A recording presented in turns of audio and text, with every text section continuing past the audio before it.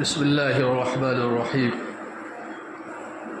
الحمد للہ وحدہ والصلاة والسلام علی من لا نبی بعدہ وعلی آلہ وصحبہ اجمعین اما بعد فقد قال اللہ تبارک وتعالی فی القرآن المجید اعوذ باللہ من الشیطان الرجیم بسم اللہ الرحمن الرحیم ان عدة الشہور عند اللہ 12 شہرا فی کتاب اللہ یوم خلق السماوات والارض منها 4 حرم صدق اللہ العظیم. محترم سامعین و حاضرین جمعہ، اللہ تبارک و تعالیٰ کا احسان و کرم ہے کہ اللہ تبارک و تعالیٰ ہم سبوں کو اسلامی طور طریقے میں زندگی گزارنے کا موقع عطا فرمایا.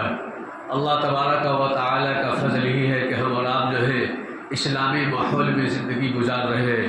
اس کی سب سے بڑی وجہ یہ ہے کہ ہم اور آپ جو ہے ایمان والے گھرانے میں پیدا ہوئے ہیں.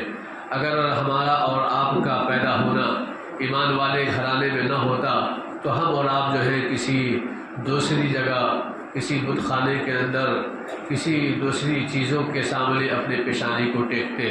لیکن اللہ تعالیٰ کا فضل ہے کہ اللہ تبارک و تعالیٰ ایمان کی دولتوں سے نوازا ہے.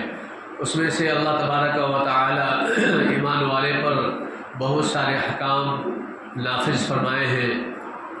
اسی طریقے سے اللہ تبارک و تعالی ہماری اور آپ کے خوشی کے لیے عیدیں بھی عطا فرمایا ہے، جس میں ہم اور آپ جو ہے خوشیاں مناتے ہیں، تہوار مناتے ہیں. لیکن ہماری اور آپ کی بد نصیبی ہے کہ ہم اور آپ جو ہے ایک ایسی چیز جو شریعت کے اندر دور دور تک نظر نہیں آتا ہے، اسے بھی ہم اور آپ جو ہے اپنا تہوار سمجھتے ہیں.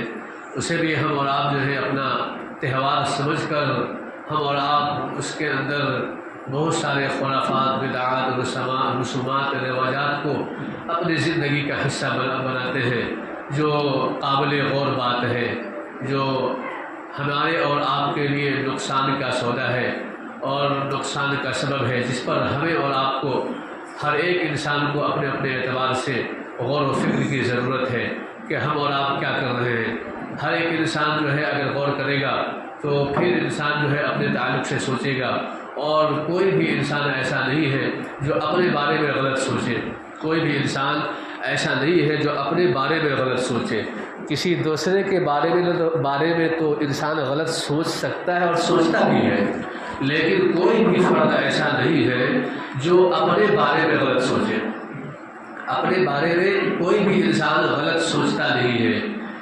لیکن بعض جب چیزیں ایسی ہیں کہ جسے ہم اور آپ جو ہے اپنے بارے میں غلط سمجھتے بھی نہیں ہیں، حالانکہ شریعت کی نگاہ میں وہ چیز غلط ہے، اور اسے ہم اور آپ ایک زمانے سے اپناتے ہوئے آ رہے ہیں. اور ہمارا اور آپ کا جواب یہ ہوتا ہے کہ ہمارے پرخوں نے یہ تمام چیزیں کرتے ہوئے آئے ہیں، جس کی بنیاد پر ہم اور آپ جو ہے کرتے نظر آتے ہیں. یہ ایک بالکل بھوٹی بات ہے، یہ کم عقلی والی بات ہے کہ اگر ہمارے پرخوں نے اگر کسی غلط چیز کو کیا ہے تو کیا ہم بھی غلط چیز کریں گے؟ کیا ہمارے پرخوں نے شراب نوشی کی ہے، ہمارے پرخوں نے جوا کھیلا ہے، ہمارے پرخوں نے غلط کام کیے ہیں، تو کیا ہم بھی اپنے پرخوں کے نقش قدم پر چل کر کیا ہم بھی شراب نوشی کریں گے؟ کیا ہم بھی شراب پئیں گے؟ کیا ہم بھی غلط کام کریں گے؟ نہیں کریں گے. اللہ تعالیٰ نے عقل جو دیا ہے، اس عقل کا انسان استعمال کرے گا تو ظاہر سی بات ہے کہ آدمی یہی کہے گا لیکن ہمارے پرخوں نے جو کیا تھا غلط کیا تھا، ہمیں یہ کام نہیں کرنا ہے، ہمیں غلط کام نہیں کرنا ہے. لیکن اللہ تبارک و تعالی ہمیں اور آپ کو جو مہینہ عطا کیا ہے، محرم الحرام کا مہینہ، جو اسلام کا سب سے پہلا مہینہ قرار پایا ہے، یہ مہینہ آتے ہی جو ہے ہمارے ذہنوں کے اندر نہ جانے کیسی کیسی باتیں آنی شروع ہو جاتی ہے. کیا بدعات، کیا رسومات، رواجات اور خرافات، ان کا پوچھنا ہی نہیں ہے. یہ تمام چیزیں ہمارے ذہنوں کے اندر آتی ہیں اور پھر ہم اور آپ جو ہے اس پر عمل بھی کرتے ہیں. حیرت کی بات یہ ہے کہ تمام خرافات ہمارے ذہنوں میں آتے ہیں اور اس پر عمل بھی کرتے ہیں. ہمارا اور آپ کا عمل یہ ہوتا ہے اس مہینے میں شادی بیاہ کو عیب سمجھا جاتا ہے کہ اس مہینے کے اندر شادی بیاہ نہیں کیے جائیں گے، اس مہینے کے اندر خوشی کا کوئی پروگرام نہیں بنا کیا جاتا ہے، اس مہینے کے اندر کوئی اچھی چیزوں کو انجام نہیں دیا جاتا ہے۔ حالانکہ آپ اس مہینے کے الفاظ پر غور کریں گے، محرم الحرام، حرام کا مہینہ نہیں کہ اس مہینے کے اندر جو ہے خوشی منانا حرام ہے، شادی کرنا حرام ہے، یہ مطلب نہیں ہے۔ مطلب یہ ہے کہ یہ حرمت والا مہینہ ہے، احترام والا مہینہ ہے، عزت والا مہینہ ہے، برکت والا مہینہ ہے۔ اللہ تبارک و تعالیٰ نے اس کا احترام فرمایا ہے۔ اللہ تبارک و تعالیٰ تمام دن پیدا کیے، اللہ تعالیٰ دنیا کے ذرے ذرے کو پیدا کیا، اللہ تعالیٰ نے رات بھی بنائی ہے، اللہ تعالیٰ نے دن بھی بنایا ہے، اسی طریقے سے اللہ نے سال بھی بنائے ہیں، اللہ تعالیٰ نے مہینے بھی بنائے ہیں، اور مہینوں میں سے 12 مہینے ہوتے ہیں، اور 12 مہینوں کا ایک سال ہوتا ہے، اس سال کو اللہ نے بنایا ہے، اور اس 12 مہینوں کو بھی اللہ نے بنایا ہے، اور اس 12 مہینوں میں سے اللہ تبارک و تعالیٰ 4 مہینے کو خصوصیت کے ساتھ اس آیت کریمہ کے اندر بیان فرماتا ہے، ان عدت الشہور عند اللہ 12 شہرا فی کتاب اللہ یوم خلق السماوات والارض منها 4 حرم۔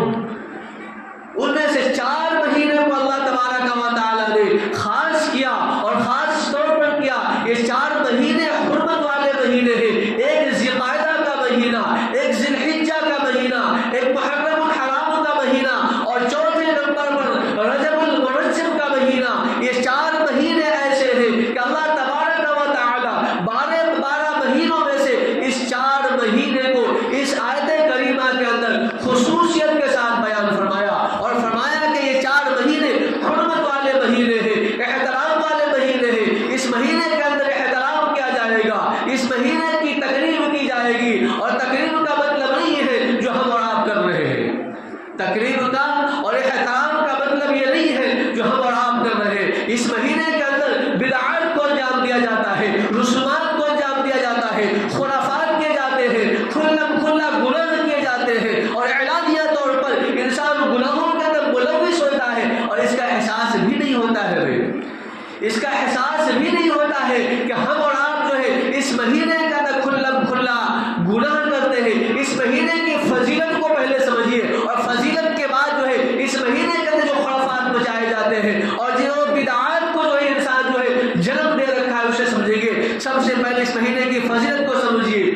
اس مہینے کے اندر اللہ تبارک و تعالیٰ نے بے شمار کام کیے ہیں۔ اللہ تبارک و تعالیٰ جو ہے اس مہینے کے اندر جو ہے ایسے ایسے کام کو انجام دیا ہے جو تاریخ کے اندر جو لکھے ہوئے ہیں۔ اللہ تبارک و تعالیٰ جو ہے اس مہینے کے اندر انبیاء کرام سے بہت سارے اچھے کام لیے ہیں، جس کو تفصیلی طور پر بیان کیا جائے تو وقت بھی ختم ہو جائے گا، لہٰذا ہمیں اور آپ کو بات سمجھنی پڑے گی کہ اللہ تبارک و تعالیٰ اس مہینے کے اندر ایک خصوصیت یہ بیان کی ہے جو موٹے موٹے طور پر بتایا جاتا ہے کہ اللہ تبارک و تعالیٰ اس مہینے کے اندر ایک خصوصیت یہ رکھی ہے کہ جو انسان، اللہ کے رسول فرماتے ہیں، جو انسان اس مہینے کے اندر ایک دن روزہ رکھے گا، کسی بھی دن کا، کوئی بھی انسان اس مہینے کے اندر ایک روز روزہ رکھے گا، اللہ تبارک و تعالیٰ اس ایک روز روزہ رکھنے کے بدلے میں اللہ تبارک و تعالیٰ 30 روزوں کا ثواب عطا فرمائے گا۔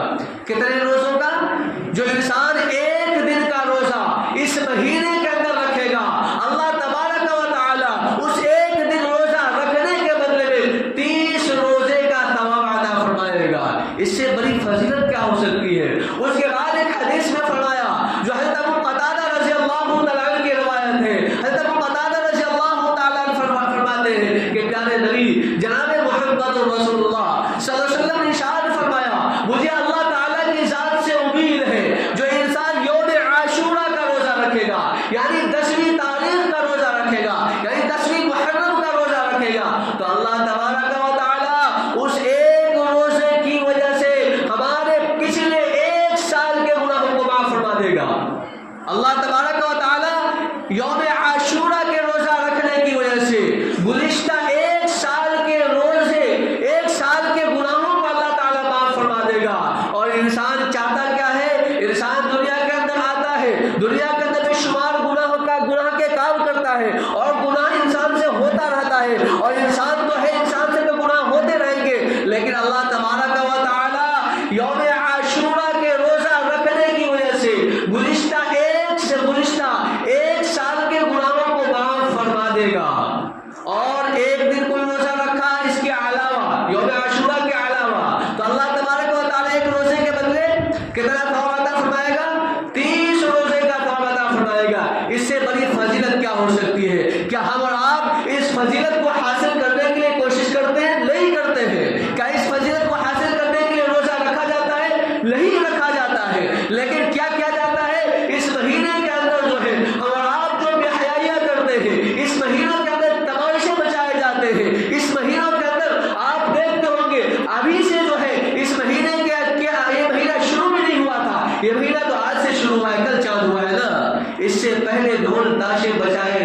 بجائے جا رہے ہیں اور ناچے جا رہے ہیں اور شور و غل بجائے جا رہے ہیں، لوگوں کو تکلیفیں دی جا رہی ہیں، لوگوں کو تکلیف دینا حرام ہے، لوگوں کو تکلیف دینا حرام ہے اور لوگوں کو تکلیف دی جاتی ہے۔ اور اس حرمت والے مہینے کے اندر، جس مہینے کے اندر احترام کیا جانی چاہیے، جس مہینے کے اندر عزت کی جانی چاہیے، اس مہینے کے اندر توہین کی جا رہی ہے۔ اس مہینے کے اندر نہ کوئی باپ کو باپ سمجھتا ہے، باپ کے سامنے لڑکا بیچتا ہے، باپ کے سامنے بے حیائیاں کرتا ہے، باپ کے سامنے گالی گلوچ کرتا ہے، اور باپ کے سامنے جو ہے اپنے پرکوں کے سامنے، اپنے باپ کے سامنے، اپنی ماں کے سامنے، وہاں پر ماں بھی جو اسے دیکھا کرتی ہے، ہماری بہنیں بھی دیکھتی ہیں، ہمارے گھر کی عورتیں بھی دیکھتی ہیں، اور ہمارے گاؤں کے سماج کے جو ذمہ داران حضرات ہیں وہ بھی وہاں پر موجود ہوتے ہیں، اور وہاں پر ان کی تمام کی موجودگی میں بے حیائیاں کی جاتی ہے، ان تمام کی موجودگی میں جو ہے غلط کام کیے جاتے ہیں۔ کیا یہ عقل مندی کی علامت ہے؟ نہیں، عقل مندی کی علامت ہے۔ اگر یہ بات کہی جاتی ہے کہ غلط ہے، اگر یہ بات کہی جاتی ہے کہ یہ طریقہ کیوں اپنایا جاتا ہے، تو ہم یہ کہتے ہیں کہ یہ طریقہ اس لیے اپنایا جاتا ہے کہ حضرت حسین رضی اللہ تعالیٰ عنہ کو شہید کر دیا گیا تھا، اور شہید کرنے کے نتیجے میں ہم ماتم مناتے ہیں۔ کیا کرتے ہیں؟ شہید ہونے کے نتیجے میں ہم ماتم مناتے ہیں۔ بھلا آپ بتائیں، بھلا اس میں سے دو باتیں، بھلا سب سے پہلے یہ بات بتائیں کہ حضرت حسین رضی اللہ تعالیٰ عنہ جب لڑے تھے تو وہ لڑائی کے اندر جیتے تھے یا ہارے تھے؟ حضرت حسین رضی اللہ تعالیٰ عنہ کی جب لڑائی ہوئی تھی مخالف سے، مقابلے جو ہوا تھا، اس مقابلے کے اندر حضرت حسین رضی اللہ تعالیٰ عنہ کی جیت ہوئی تھی یا ہار ہوئی تھی؟ آپ یقین کے ساتھ نہیں کہہ سکتے ہیں کہ جیت ہوئی تھی، ہار نہیں ہوئی تھی۔ اگر جیت ہوئی تو جیت پر ماتم کیا، اگر جیت ہوئی تھی تو جیت پر ماتم کیا؟ اب ہار نہیں کہہ سکتے ہیں، ہار نہیں کہہ سکتے ہیں، جیت ہوئی ہے۔ جب جیت ہوئی ہے تو جیت پر ماتم کیا کرنا؟ اس کے بعد یہ کہتے ہیں کہ نہیں، حضرت حسین رضی اللہ تعالیٰ عنہ کی شہادت ہو گئی ہے، یعنی وفات ہو پا گئے ہیں، جس کی وجہ سے ہم ماتم مناتے ہیں۔ بھلا یہ بتائیں جو شہید ہوتے ہیں وہ کیا مردہ ہوتے ہیں؟ نہیں، مردہ نہیں ہوتے۔ اللہ تعالیٰ فرماتا ہے وَلَا تَقُولُوا لِمَن يُقْتَلَ فِي سَبِيلِ اللَّهِ أَمْوَاتًا بَلْ أَحْيَاءٌ وَلَٰكِن لَّا تَشْعُرُونَ۔ جو اللہ تعالیٰ کے راستے میں قتل کر دیے جاتے ہیں وہ زندہ ہوتے ہیں، مردہ اسے مت کہا جائے، اسے مردہ نہ کہا جائے، بلکہ وہ زندہ ہے۔ ہمارا وہ احساس نہیں ہے، ہمارے اندر وہ صلاحیت نہیں ہے، کیپیسٹی نہیں ہے کہ ہم اسے احساس کر سکتے ہیں، لیکن وہ اپنے قبر کے اندر زندہ ہے۔ جب وہ حیات سے ہے تو حیات پر ماتم کیا؟ کوئی حیات سے ہے تو اس کے حیات پر ماتم کیا جائے گا؟ تمام شہداء تو اپنے قبر کے اندر زندہ ہے، جب زندہ ہے تو زندگی پر ماتم کیا کرنا؟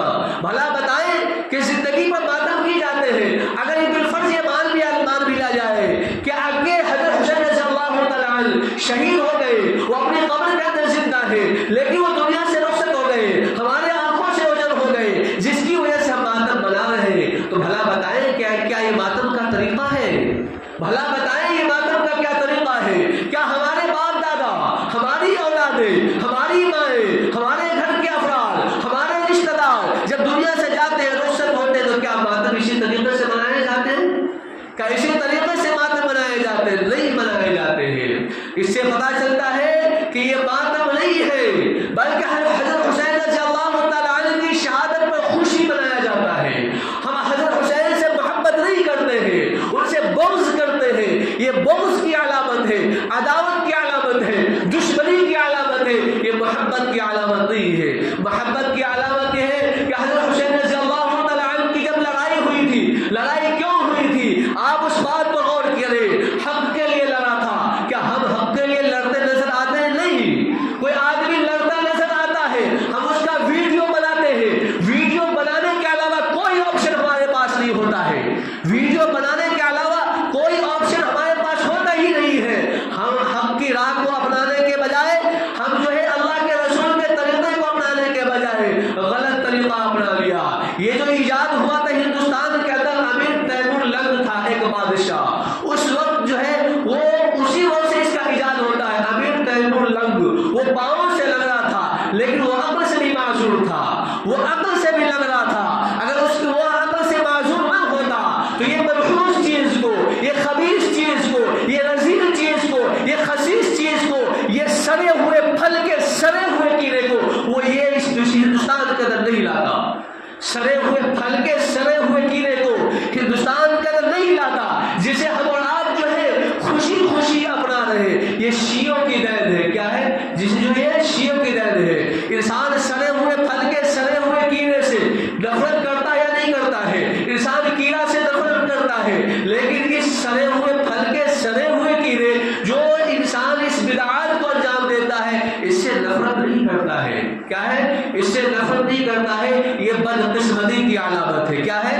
بدقسمتی کی علامت ہے. ذرا ہم اس پر غور کریں تو تمام باتیں جو ہمارے اور آپ کے سامنے آ جائے گی. بھلا یہ بتائیں کہ حضرت حسین رضی اللہ تعالیٰ عنہ کی جب شہادت ہوئی تھی اس وقت صحابہ کرام موجود تھے یا نہیں تھے؟ یقینی طور پر موجود تھے. جب موجود تھے تو انہوں نے یہ طریقہ اپنایا تھا؟ نہیں اپنایا تھا. تابعین نے اپنایا تھا؟ نہیں اپنایا تھا. تابعین نے اپنایا تھا؟ نہیں اپنایا تھا.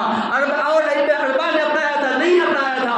اور مفسرین محدثین وغیرہ آپ لیتے چلے جائیے, کسی نے یہ طریقہ نہیں اپنایا تو ہم کیوں اپنا رہے ہیں؟ کیا اس وقت کے صحابہ کو یہ بات سمجھ میں نہیں آئی تھی؟ کیا تابعین کو سمجھ میں نہیں آئی؟ کیا امام ابو حنیفہ کو سمجھ میں نہیں آئی؟ کیا امام شافعی کو, امام مالک کو, امام احمد بن حنبل کو سمجھ میں نہیں آئی؟ کیا امام احمد رضا کو یہ بات سمجھ میں نہیں آئی؟ کیا اسی طریقے سے شیخ الہند کی بات سمجھ میں نہیں آئی؟ اور اسی طریقے سے امام قاسم نانوتوی رحمۃ اللہ علیہ, آپ شمار کرتے چلے جائیے, بڑے بڑے علماء کو یہ بات سمجھ میں نہیں آئی تھی جو ہمیں سمجھ میں آئی اور ہم کرتے نظر آ رہے ہیں. کیا صحابہ ہم سے زیادہ سمجھدار نہیں تھے؟ کیا ہمارے اکابر ہم سے زیادہ سمجھدار نہیں تھے؟ وہ اس بات کو نہیں سمجھا تھا. اگر سمجھا ہوتا, اگر یہ صحیح ہوتا تو انہوں نے حکم دیا ہوتا اور خود اس کے اندر عمل کیا ہوتا. اچھا آپ یہ بتائیں, جو افراد اس کے اندر ملوث ہیں, جو انسان اس کام کو انجام دیتے ہیں, بھلا بتائیں آپ سے دو سوال ہے, بس دو ہی سوال ہے. دو سوال ایک آخرت کے تعلق سے, ایک دنیا کے تعلق سے ہے کہ آپ آخرت کا ایک فائدہ بتا دیجیے. محرم میں جو کھیلا جاتا ہے آخرت کا ایک فائدہ بتا دیجیے, اور زندگی کے اندر رہتے ہوئے دنیا کا ایک فائدہ بتا دیجیے. پھر ہم بھی آپ کے ساتھ کھیلتے ہیں, امام صاحب بھی کھیلیں گے, گاؤں کے ذمہ دار بھی کھیلیں گے. بھلا آپ بتائیے ایک فائدہ بتا دیجیے جو آخرت کے اعتبار سے ایک فائدہ ہو یا دنیا کے اعتبار سے ایک فائدہ ہو. ایک فائدہ آپ قیامت کی صبح تک نہیں بتا سکتے ہیں.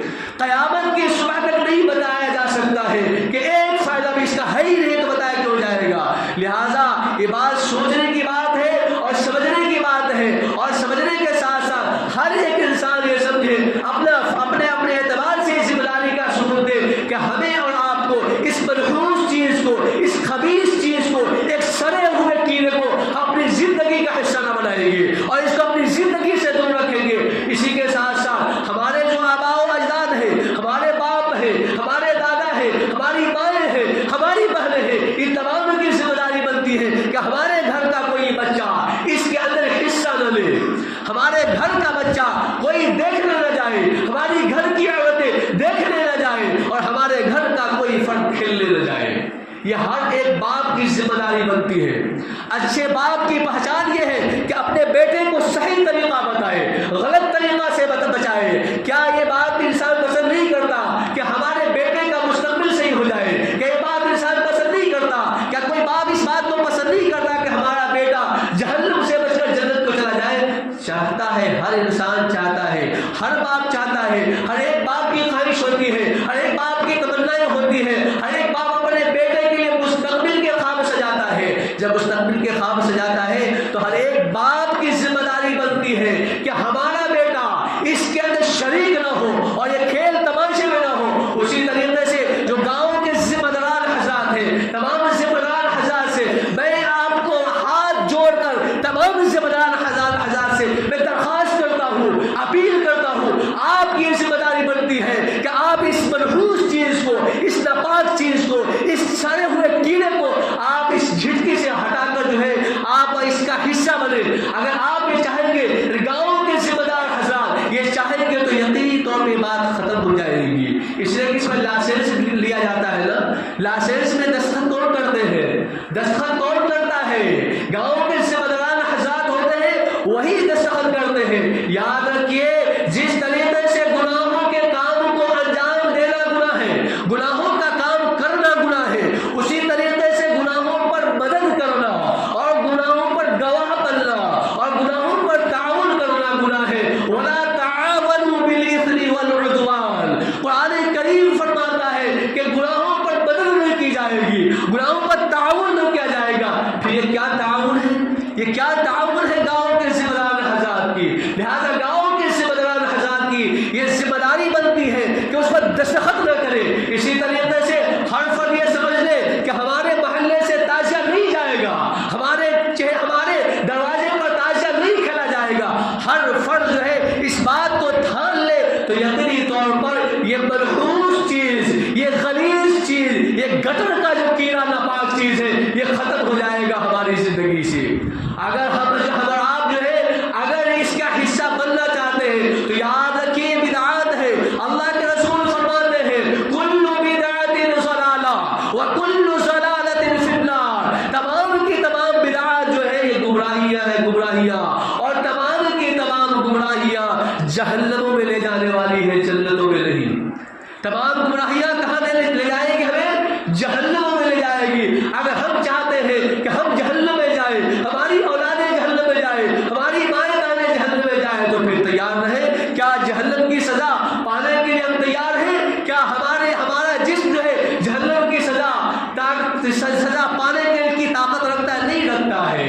ایک مختلف ایک جو ہے دنیا کے اندر گرمی پیدا ہوتی ہے، انسان بے حال ہو جاتا ہے، پریشان ہو جاتا ہے اور خستہ ہو جاتا ہے، اور چھاؤں تلاش کرتا ہے، سایہ تلاش کرتا ہے، اور ہواؤں کی تلاش میں رہتا ہے. لیکن جہنم کا کوئی خوف نہیں ہے، جہنم کا کوئی خوف نہیں ہے، اور جہنم کا کوئی ڈر نہیں ہے. لہذا گاؤں کے ذمہ داران حضرات سے میری گزارش یہ ہے آپ تمامی حضرات قبر بستہ ہو کر کھڑے ہو جائیں. آپ دیکھیے آپ کی ہر ایک بات مانی جاتی ہے. کہیں لڑائی ہوتی ہے آپ اس کا حل نکالتے ہیں، زمینی میٹر ہوتا ہے اس کا حل نکالتے ہیں، اور گالی گلوچ ہوتا ہے وہاں پر حل نکالا جاتا ہے، اور تمام کے فیصلے آپ حضرات کرتے ہیں. کیا آپ سے یہ فیصلہ نہیں ہو سکتا؟ کیا یقینی ہو سکتا ہے. اللہ نے آپ کی زبان کے اندر وہ تاثیر رکھی ہے، اللہ نے آپ کے جذبے کو، اللہ نے آپ کو جذبہ عطا فرمایا ہے، لیکن آپ اپنے جذبے کا ثبوت پیش کریں گے، آپ اپنی زبان کا صحیح استعمال کریں گے، اور زبان کے اندر طاقت پیدا جہاں پر ہر جگہ کرتے ہیں یہاں پر بھی اپنی زبان کے اندر طاقت پیدا کریں گے تو یقینی بات پر ہمارے بچے جو ہے، ہمارے نوجوان جو ہے ہمارے بزرگوں سے اور ہمارے ذمہ داران سے الگ نہیں ہے. ہم تمام اپنے ذمہ داران کے ساتھ ہیں، تمام افراد ذمہ داران کے ساتھ ہیں. لہٰذا اپنے تمام محلوں کے اندر اس بات کو آپ پھیلائیں، اور جو بھی یہ بات بھی دیکھنے میں آئے کہ باز کرتے یا کوئی اسٹیٹس پر ڈالنا ہے، کیا حماقت ہے بھائی، یہ کیا حماقت ہے.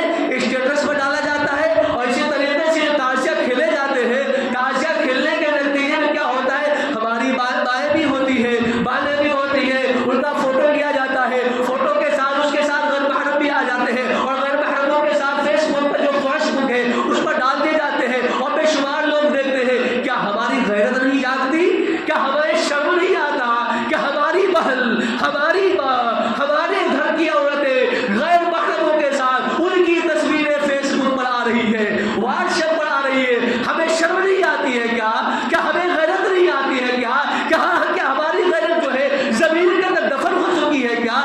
کیا ہماری غیرت، کیا ہم نے اپنی غیرتوں کو رڈی کی ٹوکری میں ڈال رکھا ہے کیا؟ کیا ہم نے اپنی غیرتوں کو کسی کونے ڈال میں پھینک رکھا ہے کیا؟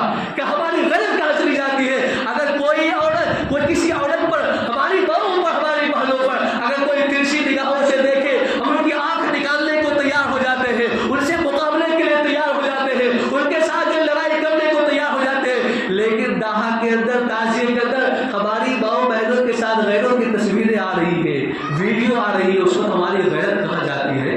بھائی ذرا غور کریں، یہ عبرت کی بات ہے.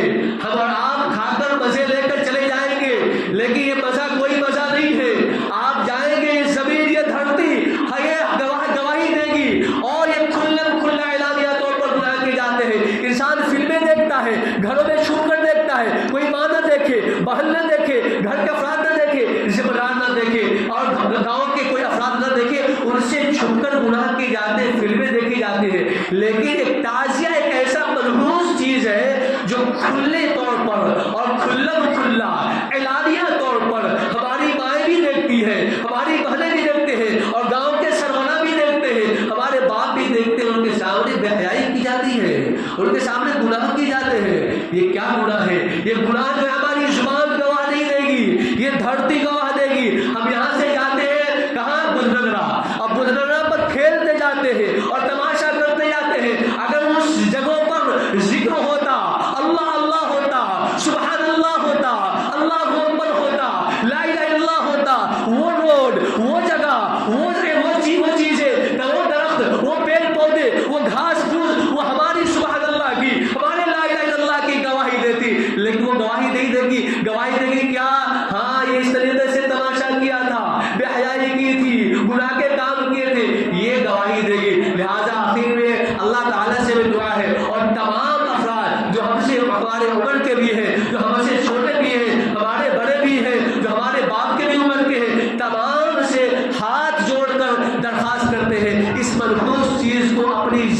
کا حصہ نہ بنائیے، اپنی زندگی کا حصہ نہ بنائیے۔